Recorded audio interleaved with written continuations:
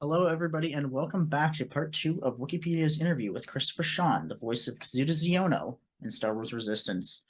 In part one, we sat down with him and discussed how he got to this stage in his career, what it's like working on Star Wars, a little bit about where his future's headed.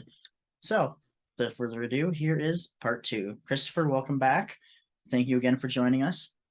This will be a few weeks Thank you. after the original, but of course, there was like a 10-minute gap here. I appreciate it, man. Thanks for cutting out all my mistakes as well. I really appreciate that. The professional. As far as everyone will know, we're professionals here. We know what we're doing. Those at home, we're professionals. There's no mistakes here. Zero done, actually. Zero. So That's how good they are. continuing with Star Wars Resistance, if not doing the voice of Kazuda Xiono, is there a particular character that maybe you would have liked to take a shot at?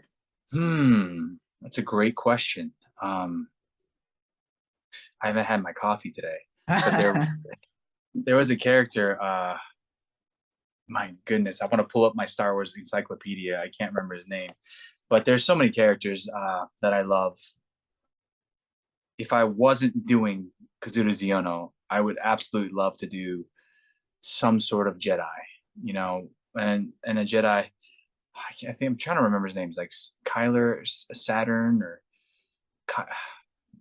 I can't remember his name at the moment, but he's like a really awesome. He's got a huge story in the encyclopedia, and he's man. I want to look it up anyway. I can't remember his name, but we'll figure it out about 5 minutes after this. Yeah, he's an awesome character. But yeah, basically any Jedi. I'm a huge fan of the Jedi, finding your equipoint, your balance, and understanding that, and I apply that in life as well. Trying to set aside my ego, my emotion, and find my balance. And I think that would be great to apply to a character where also I'm also doing my voice. Like Asu from The Village Bride in Star Wars Visions was an amazing character because he's very much so that. He's supportive, loving, and he follows the tradition. But yet at the same time, when enough is enough, he's willing to stand up for those that he loves. And for me, that's one reason why I absolutely loved Asu in The Village Bride. I love that. That's honestly kind of one of the things about the inner workings of Wikipedia is that we kind of almost tend to take kind of a Jedi like look at things where it's just here's the facts. How do we do this just neutrally in balance? That's kind of like that in a weird sense. And you know what's great about that too? It's hard, especially when you're a fan, to say, just the facts, not have personal bias when you're talking about, let's say, a Jabba the Hutt. Like, this guy's dirty, he's angry, he's a mobster. But you drop the facts and you keep it neutral, and people learn about the character. You guys do a great job of that as well. Thank you. I know that everyone on our team appreciates that, especially our Resistance fans. So I'll give a shout out to NB Danny, who leads NB Danny. I'll give a quick shout. Hey, NB Danny, what's up? Kazuda Xiono here. NB Danny, just want to say you are one of the coolest at Wookieepedia. As soon as this recording ends, I am going to take a snippet of that and I'm going to send it to them, and they are going to absolutely probably freak out. If there's anyone else, I love that. Yeah, that's awesome. Oh man, I love that. I'm going to have a lot of fun with that one. So do you think in future, if the opportunity ever came up, would you want to portray Kaz in live action as well? I don't know any actor that wouldn't want to be a part of a Star Wars universe in live action. I mean, they do it right there. Every property that they've done has been full of excitement, full of adventure, full of life and love, and that for me would be a dream come true. So, hey, Lucasfilm, if anyone there is listening, Christopher Sean would love to do Kaz in live action, and full support from Wookieepedia. Please make this happen. I think I have to lose some weight though, because Kaz is like, he's lean and silly, but maybe they can bulk him up a little bit. We'll just set it a few years later. He had a couple easy years just chilling and relaxing. I think honestly, one of the coolest things that I found that they continually do with new shows is that they bring in fans to do kind of background characters. Like after Obi-Wan Kenobi had aired, I saw like an endless stream of people popping up on social media like, yeah, I got an invite and I was able to just kind of go and just kind of hang out on set and be this kind of background character. And it's like, it's so nice to kind of bring it kind of back around to the fans. Yeah, I think Star Wars is great about that. I mean, really, they do cherish their fans, and they do acknowledge. They see.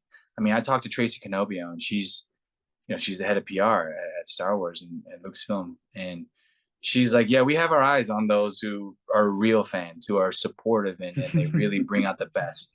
She's like, we know the others as well, but we focus on those who give love to the community, and are strong foundations and pillars of the community that spread that love and joy that they share as well. And so when I hear about them bringing the fans, and I'm like, they've known about these people for years. They've been watching. I love that. I think it was actually around, I think it was D23 when they were doing where they did Mando S3 announcement. They did some interviews with the cast of like Obi-Wan Kenobi, and they had a live tweet thing going up on the big screen where they were just kind of showcasing fan tweets from it. And there was a couple of people in our server that were just kind of tweeting out little fun things about it. And out of nowhere, we hear Shazil, who was one of our newer Wookieepedians at the time, and he's like, "My tweet's up there, guys! My tweet's up there! Someone take a picture!" And it's like, I love it. It's such a simple gesture, but it's something that just has such a profound impact on people and just kind of makes their day better. That's what we do. Star Wars does that, and they built a community where it's an honor to be recognized, but also consider the fact that Fandom is doing that with Wookieepedia. Like, again, you jump into these groups, and someone that you respect and care about, or something that you love and you stand by, when they acknowledge you, it's nice. It's a really, really loving feeling. So you guys are spreading that same sort of love, just like Lucasfilm is, and it's pretty awesome, man. Like, you guys really do spread a lot of joy, just in the little bits of recognition you give to your fans. It's honestly, it's the thing that we enjoy most, just the little things. So Lucasfilm, if anyone wants to do, a little collaboration with us, we have an entire team here that would absolutely die to be involved with something in some way, shape, or form. Dude, how cool would that be, just from this? Then they're like, you know what? Let's get them involved, and then you guys are like a news reporter team in one of their spin-off franchises. Yes, we've got a lot of people. We could probably fill out the cast of a show here. Might cost a little bit in flight tickets because we're kind of international, all over the planet. But I mean, I'm sure we could scrape together enough people to do something. Maybe they'll have time. Maybe, who knows? So going back to Resistance, and this is kind of going into headcanon, but picture this scene. So it's 10 years after Star Wars Resistance. The fight against the First Order is done. Resistance won. The Republic is back. Where do you see Kaz? I see him without giving anything away, because I've talked to some creatives on the property, and they've told me what they saw in reference to the story. But I would see probably Kaz. He was pretty reckless, and not in a bad way. He just lived off of instincts. He was a racer, and he was a pilot, and it's very important to follow your instincts. And he kind of did that in life in general. But I think understanding that to be selfish in life, you can only go so far. But when you learn to have a team and build a family, and you start to become selfless, then you go much further in life. And I think through that, I think he'd probably want to be a politician, and he'd probably work in rebuilding the Republic. And I think that you'd find him probably sitting beside, I don't know, Supreme Emperor in some episode somewhere, not knowing who's good or bad. We'll have a rebuilt Jedi Temple along with the Wookieepedia archives tucked away in there. Honestly, I think all of us would die if at any point we heard that the Wookiees were hosting a galactic archive, also known as Wookieepedia. I think that would just be like the most fun little shout out. Dude, that would be huge. Yeah. But I think, honestly, Kaz would definitely be somewhere doing something diplomatic. You know what? I could see that. That'd be a lot of fun. All right. So for the next part, I'm going to do something. I'm going to kind of go off script a little bit for this part. So I got in touch with Danny, and Danny would like to join our interview. You cool if I bring Danny in? Is this DB? Yes. Or just Danny? This Oh, is it's DB, my man. this is NB Danny. Let's do it. All right, I will send you and Danny a link in a moment, and I will stitch this together. Copy.